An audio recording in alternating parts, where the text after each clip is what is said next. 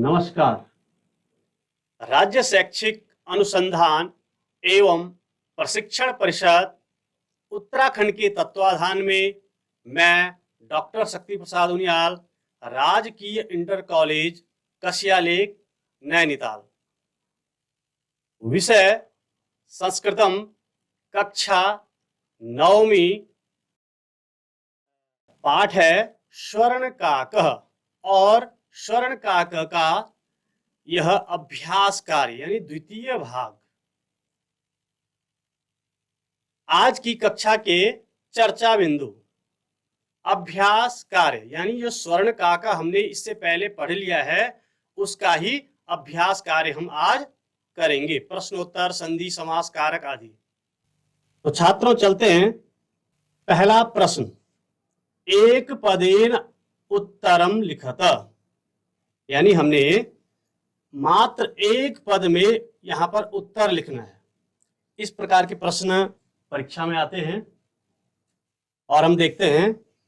पहला है माता काम आदिशत, तो इसका उत्तर हो जाएगा यानी माता किसको आदेश दिया, माता ने किसको आदेश दिया, तो यहां हो जाएगा उत्तर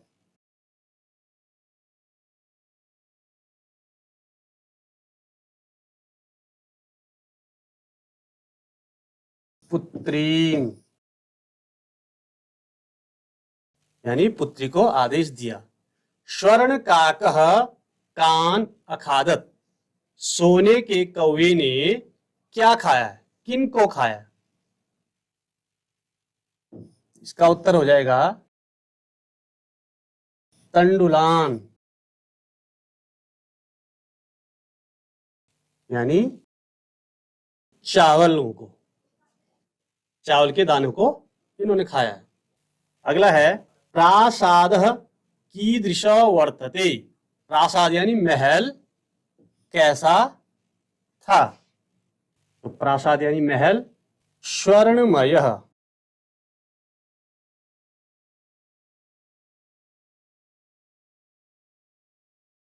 सोने का, प्रासाद कैसा था, सोने का।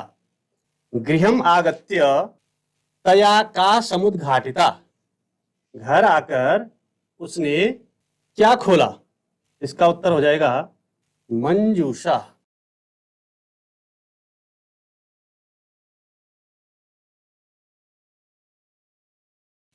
अगला है लोभाविष्टा बालिका कीदृशीं मंजूषाम नयति, लोभ में आकर जो लोभी बालिका है उसने कैसा संदूक ले गया, इसका उत्तर हो जाएगा बृहत्तमाम,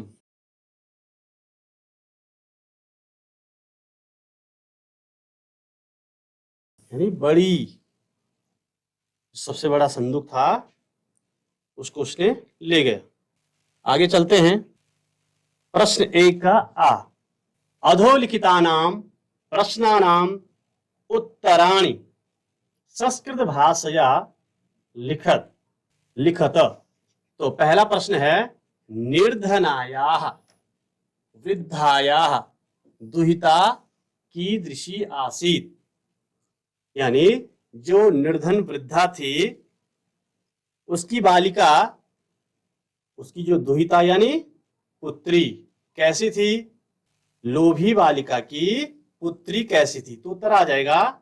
इसको आप देखेंगे, मैं लिखूंगा नहीं यहां पर, तो इतना तक पूरा आएगा, निर्धनाया वृद्धाया दुहिता। इसके आगे लिखना है विनम्रा मनोहरा च आसीत, इतना आप बीच में जोड़ेंगे, विनम्रा और मनोहरा। और जो निर्धन वृद्धा थी उसकी पुत्री कैसी थी, विनम्रा मनोहरा। लेकिन अगर पूर्ण वाक्य में उत्तर देना है तो इतना पूरा लिखना, निर्धनायाः वृद्धायाः दुहिता विनम्रा मनोहरा च आसीत, यानी कीदृशी के स्थान पर इतना लिखना है। अगला है बालिकया पूर्वं कीदृश काकः न दृष्टः आसीत्। यानी बालिका के द्वारा पहले कैसा कौवा नहीं देखा गया। इसका उत्तर हो जाएगा बालिकया पूर्वं स्वर्ण पक्ष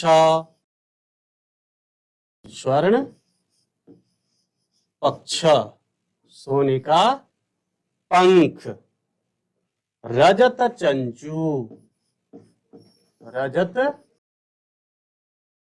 चंचू, स्वर्ण काकः न दृष्टः आसीत्। यानी बालिका ने पहले क्या नहीं देखा है, कीदृश काका, कैसा कौवा नहीं देखा है। इसका उत्तर हो जाएगा बालिका ने सोने के पंख वाला और चांदी का जो चोंच वाला कौवा नहीं देखा। अगला है निर्धनायाः दुहिता मंजूषायाम कानि अपश्यत्। जो निर्धन वृद्धा की पुत्री थी उसने मंजूषा यानी संदूक में क्या देखा। इसका उत्तर हो जाएगा महारहाणि हीरकाणि, महारहाणि, और आगे हो जाएगा हीरकाणि। आगे चलते हैं। निर्धनायाः दुहिता मंजूषायाम कानि अपश्यत्। निर्धनायाः दुहिता मंजूषायाम महारहाणि हीरकाणि अपश्यत्। इसका उत्तर हो जाएगा बालिका कम दृष्ट्वा आश्चर्यचकिता जाता। बालिका किसको देखकर आश्चर्यचकित हो गई है। इसका उत्तर हो जाएगा बालिका स्वर्णमयं प्रासादं दृष्ट्वा आश्चर्यचकिता जाता। अगला प्रश्न है गर्विता बालिका कीदृशं सोपानम अयाचत कीदृशं च प्राप्नोत। इसका उत्तर हो जाएगा गर्विता बालिका स्वर्णमयं सोपानम अयाचत ताम्रमयं च प्राप्नोत। तो इन सभी प्रश्नों के उत्तर आपने समझ लिए होंगे। आगे चलते हैं। प्रश्न है अधोलिखितानां शब्दानां विलोम पदम पाठात् चित्वा लिखत। यानी जो नीचे लिखे हुए जो शब्द हैं उनके हमने विलोम पद जो पाठ में आए हुए हैं उन्हीं से लिखने। पहला लिखा है पश्चात, तो पश्चात का हो जाएगा पूर्वम।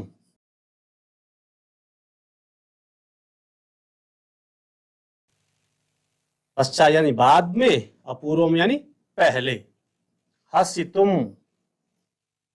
हंसने के लिए, इसका हो जाएगा रोदितुम।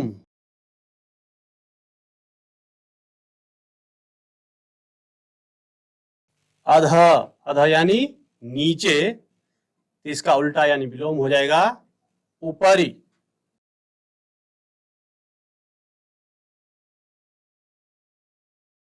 श्वेतः श्वेत यानी सफेद, और इसका विलोम हो जाएगा कृष्णः।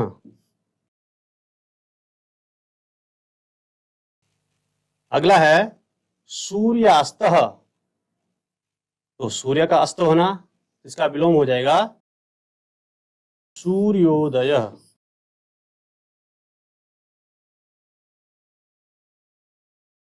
सूर्य का उदय। आगे है सुप्तः, तो यहां हो जाएगा सुप्त यानी सोया, तो प्रबुद्ध यानी जागा।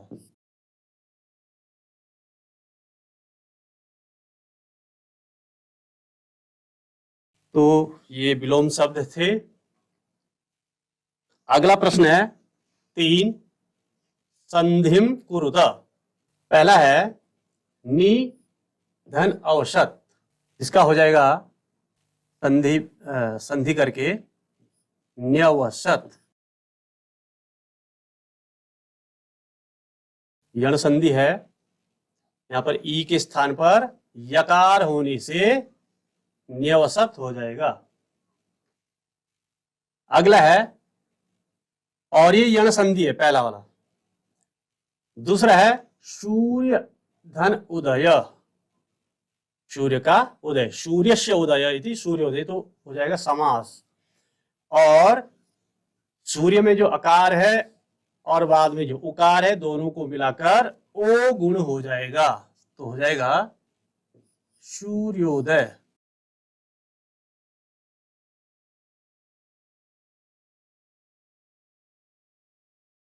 सूर्योदय। और यह हो जाएगा गुण संधि। अगला है वृक्षस्य धन उपरि। ये भी गुण संधि है, अकार उकार संयोग करके ओकार हो जाएगा और बन जाएगा वृक्षस्योपरि।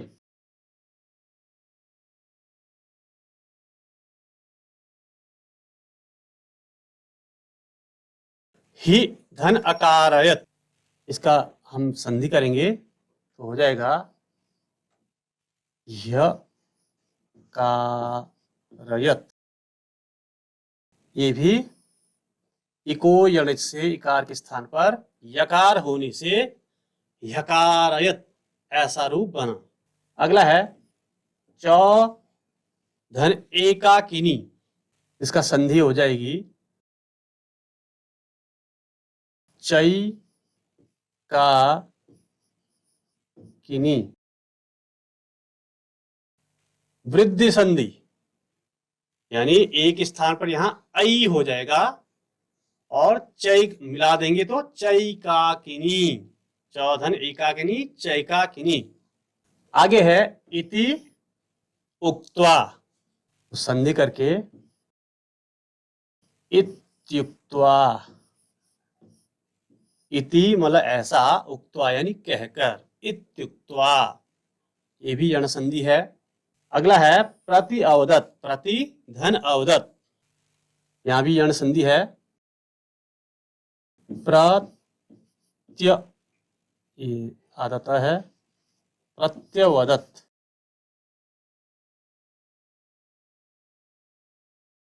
अगला है प्र धन उक्तम, इसका हो जाएगा प्रोक्तम।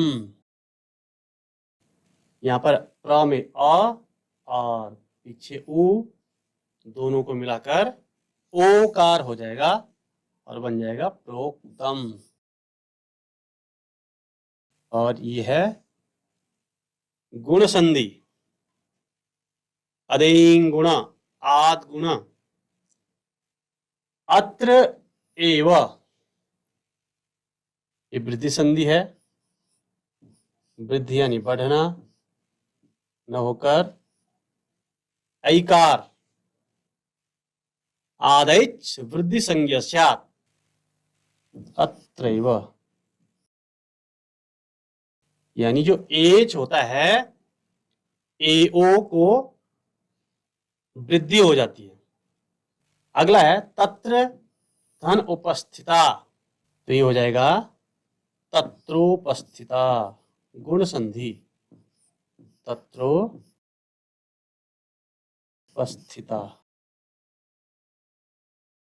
गुण संधि ये भी। और आगे है यथा इच्छम, ये भी गुण संधि हो जाएगी यथेच्छम। यथेच्छम।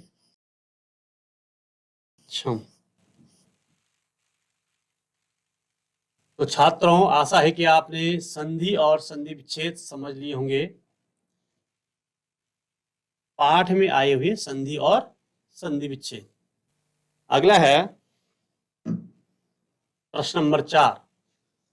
प्रकृति प्रत्यय संयोगम कुरुत पाठा चित्वा वा लिखत, यानी पाठ में आए हुए जो प्रकृति प्रत्यय हैं उनको हमने संयोग करना है, यानी मिलाना है।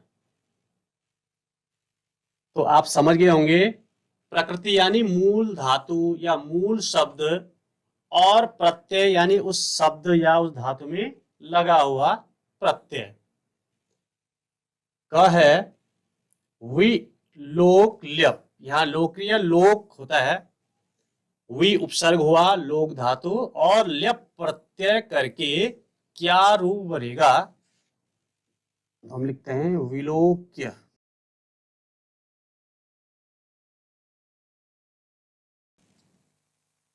विलोक्य यानी देखकर।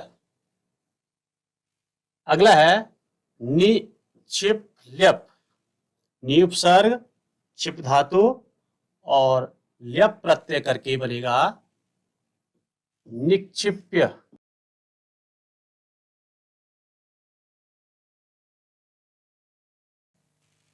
यानी रख कर।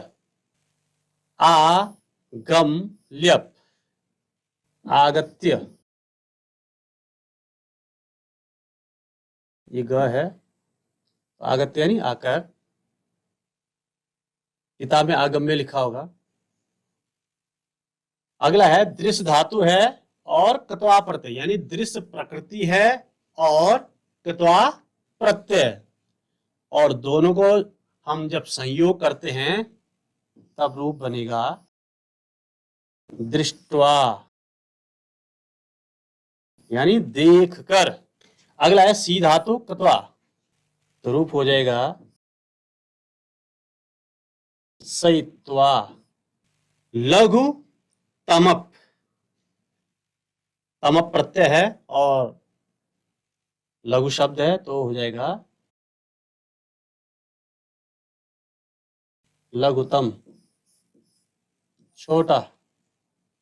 तो ये थे प्रकृति और प्रत्ययों का संयोग करना।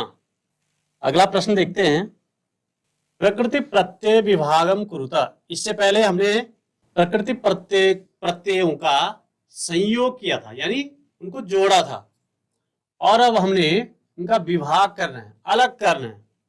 यानी प्रकृति क्या है और प्रत्यय क्या है। जैसे रोदितुम, इस शब्द में क्या प्रकृति है, प्रकृति यानी मूल क्या है, रुद्र धातु मूल हुआ, और तुमुन प्रत्यय, तुमुन प्रत्यय करके बनेगा रोदितुम, और तुमुन शब्द का अर्थ होता है के लिए, रोने के लिए, रोदितुम। अगला है दृष्टवा, दृश्य धातु और कत्वा प्रत्यय, दृश्य प्रकृति हुआ और कत्वा प्रत्यय मिलकर बनेगा दृष्टवा, और इसका अर्थ होता है देखकर। विलोक्य, वि उपसर्ग लोक धातु और ल्यप प्रत्यय, तो मिलकर हो जाएगा विलोक्य, देखकर। यानी हमें प्रकृति प्रत्ययों को विभाग करना भी आना चाहिए और संयोग करना भी आना चाहिए। अगला निक्षिप्य है, नि छिप, नि उपसर्ग छिप धातु और ल्यप प्रत्यय, निक्षिप्य यानी रख कर। आगत्य, अंग, अंग उपसर्ग गम प्रकृति यानी धातु और ल्यप प्रत्यय, इसका अर्थ हो जाएगा आकर। यानी कत्वा प्रत्यय का ही जो अर्थ कत्वा प्रत्यय का है वही अर्थ ल्यप प्रत्यय में होगा, लेकिन ल्यप प्रत्यय में धातु से पूर्व उपसर्ग होगा और कत्वा प्रत्यय में कोई उपसर्ग नहीं होता है, केवल प्रकृति और प्रत्यय। सयित्वा सिंह सैने धातु और तत्वा प्रत्यय आधा क आधा त वा करके बनेगा सहित्वा।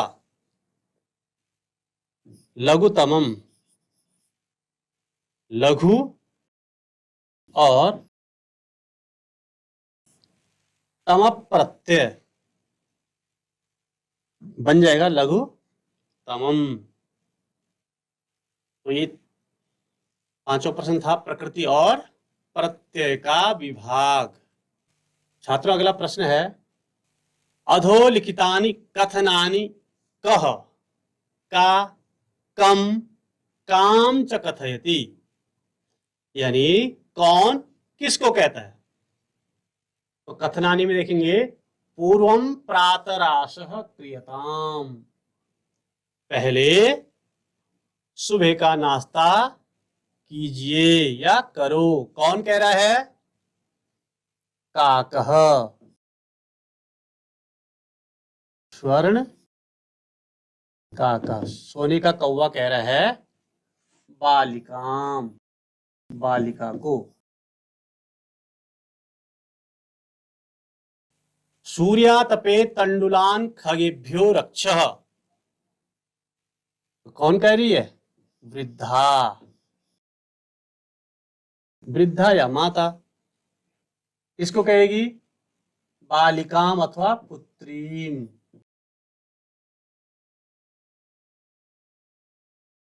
तंडुलान मां भक्षय, ये बालिका कह रही है।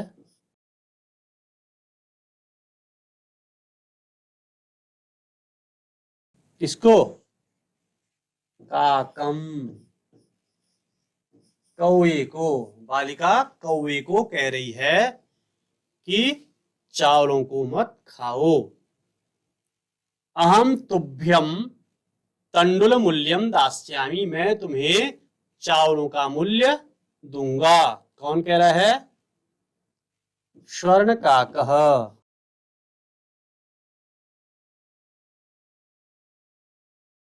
इसको बालिकाम।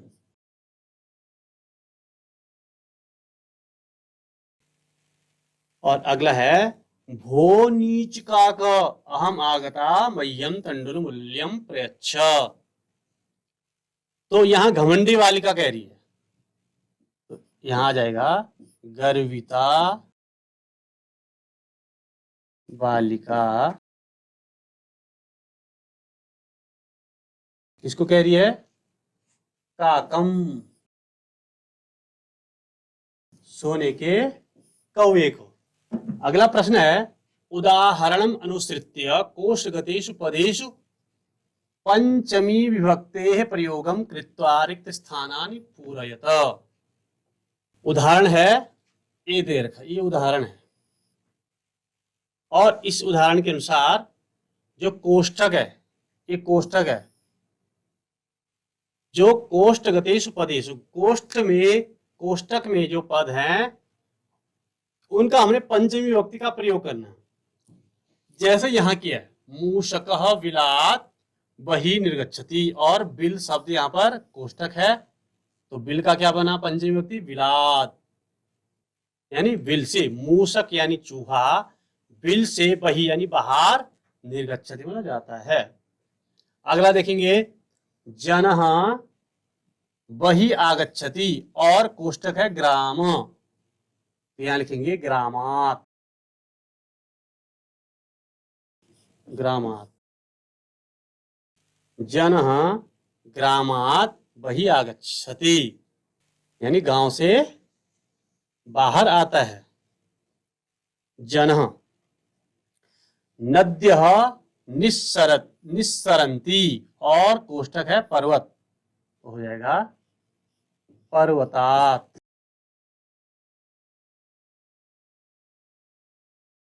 नदियां पर्वत से निकलती हैं। अगला है पत्राणि पतन्ति, और कोष्ठक है वृक्ष, तो वृक्ष का पंचमी विभक्ति क्या बनेगा?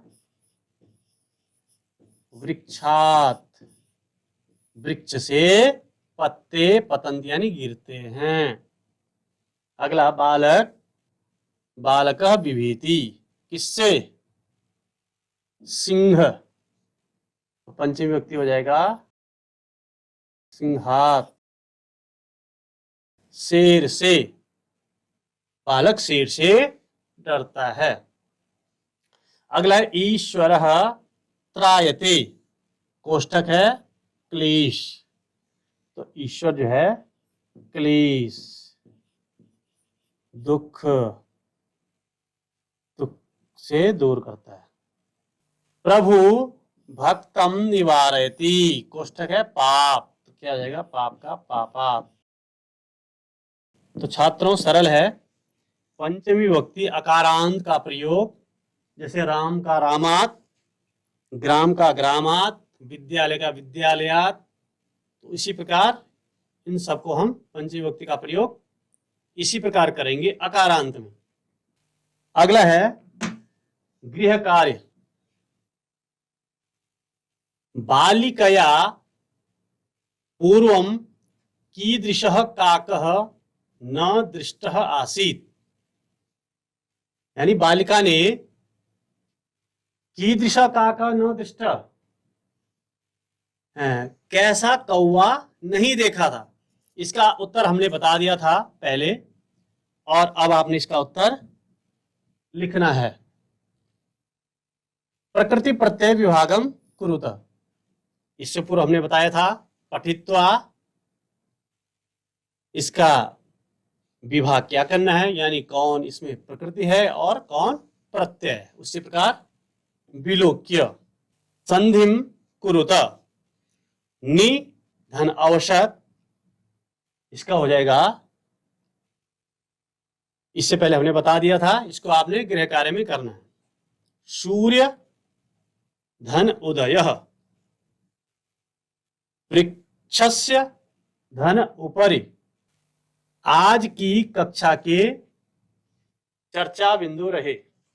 इस पाठ में जो स्वर्ण काका है, इसकी कहानी हमने पहले पढ़ी थी, इससे पहले वाले भाग में, और आज जो दूसरा भाग है इसमें हमने इन सभी के एक पदेन उत्तरतः या फिर विस्तृत उत्तर, संधि, समास, प्रत्यय, उपसर्ग, इन सब के बारे में हमने आज ज्ञान प्राप्त किया है कि उसके अभ्यास कार्य क्या क्या हैं, इनके बारे में हमने आज समझा। तो आशा है आप सबको यह प्रश्न समझ गए होंगे। धन्यवाद।